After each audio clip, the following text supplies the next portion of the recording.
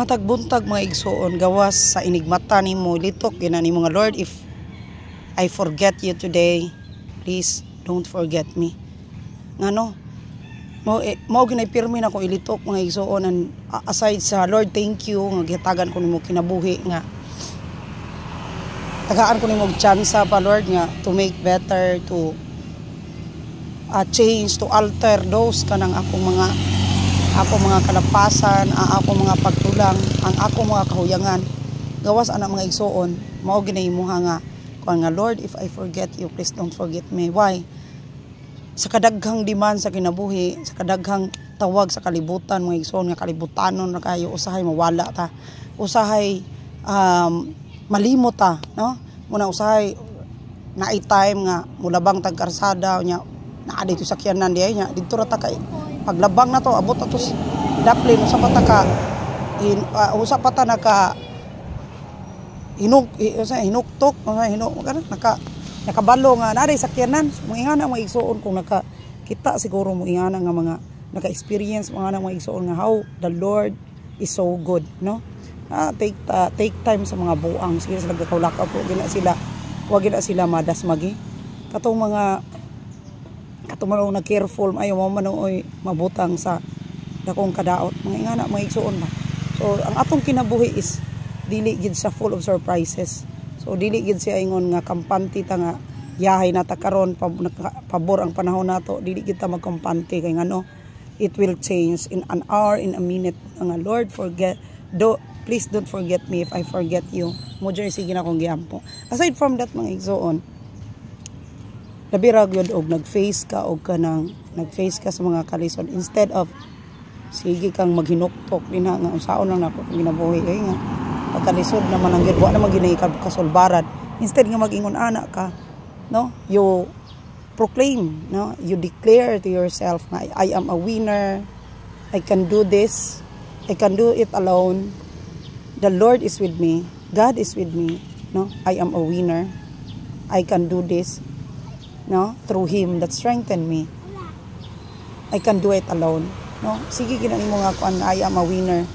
Ayaw jud sugot nga dili ka winner, kana bang mindset nga ay dato man sila, no, mag-uol kay ko na ay kanang kuan naman ko kanang ay may man na sila kay maayo man sila dungog, ana ba kanang self pity kayo ta nga mindset mga igsoon mga may man sila kay kanang di man sila kanang sa ngalan ana ay kanang ano pa nga mga abandon, mga dili abandon kanang mga inutil.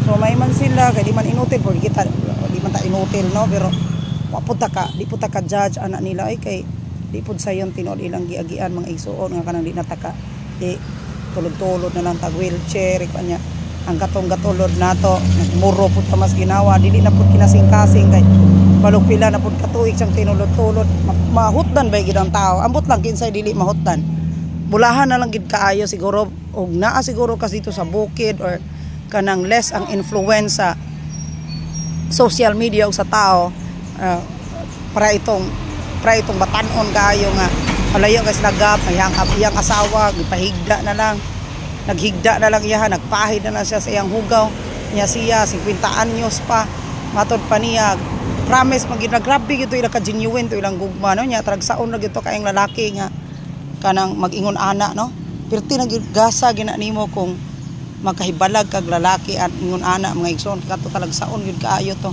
So kuno maingon ana ba nya wala gyud siya gikapoy, so bulahan kay ka pero adto ka sa kanang diri nga anak ka patag nga daghan kayong influenza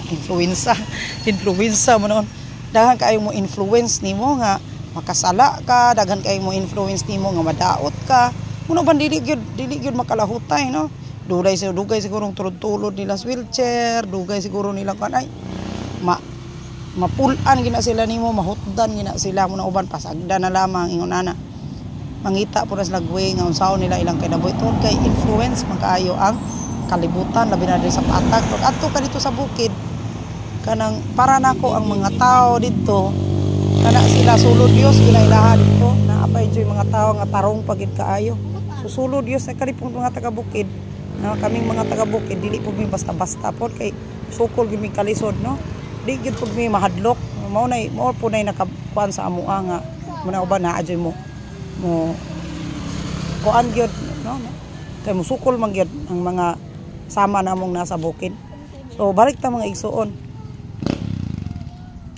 kinahanglan nga i-declare gyud nimo imong kaugalingon nga kaya gyud nimo ang tanan, kaya gyud nimo ang imong mga pag-antos, kaya nimo ang mga challenges. Walay laing mag-alam-alam sa imong kaugalingon, walay laing tao nga mo kuan sa imuha mo uplift sa imong kaugalingon, walay laing mo inspire nimo, no? Kinahanglan mangayo kita og grasya sa balang espiritu nga please understand me, please motivate me, and please support me, no? Wa gyud laing mo dasig nimo gawas ang imong kaugalingon, walay laing mo ingon yung matur kang fake ash.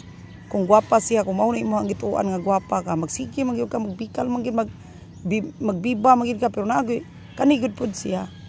Kung wala po tay kwarta mga igsuon, lisod kaayo mo claim tag ingon ani kay naa man goy mga let us consider also nga ingon og positive lagi ta, so og mas maayo na lang gyud nga positive ta, naa na to ang positivity kaysa wala gyud, no? Kay og ang atong mindset mga igsuon negative na daan, wala pa ta sang kwarta masamot gyud. Pero kung if you will declare nga kanang I am a winner, I can do this, no? The Lord is with me. Kung magsige kag declare pud ana sa imong kaugalingon, mahitabo nga kuan man guna siya. Mo matud pa nila love begets love. If you are inspired, of course, if you are positive, tanan positive na ang tanan. Hindi na ka makakita og negative.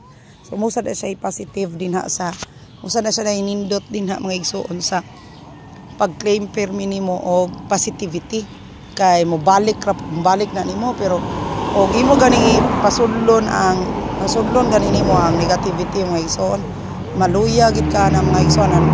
The rest of your day you won't be productive, di jud ka ma-productive ana, and then pati kay mong adlaw human na lang yung adlaw mo kag na paralyze nga maka-paralyze man guning daghang problema mga igsoon. Dili ta ganahan nga mo lakaw, di na ta ganahan mo tindog, di ta ganahan nga mo kuan, magsige na lang pirmi na lamang taog, magpirmi na lang ta igsuon og kanang lubog nya, di kita less productive gyud ta, no? But if we proclaim ourselves na kita winner ta, kita I can do this, kani mahimo ni nako karon, di na ta mag-unya-unya, kahilig ra ba kay unya-unya, no?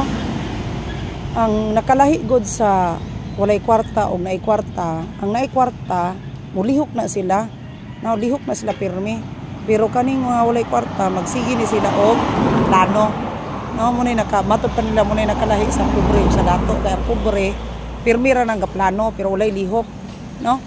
Ganahan kay na sila magtambay, ganahan kay na sila magmuni-muni, kana magusik-usik panahon, pero kana bitaw even kana mga businesses ng mga gagmay, grabe kana sila ang ilahag yung goal ana nila mga kwarta na sila, wala na sila time sa pagkuhan sa mga nega, wala na.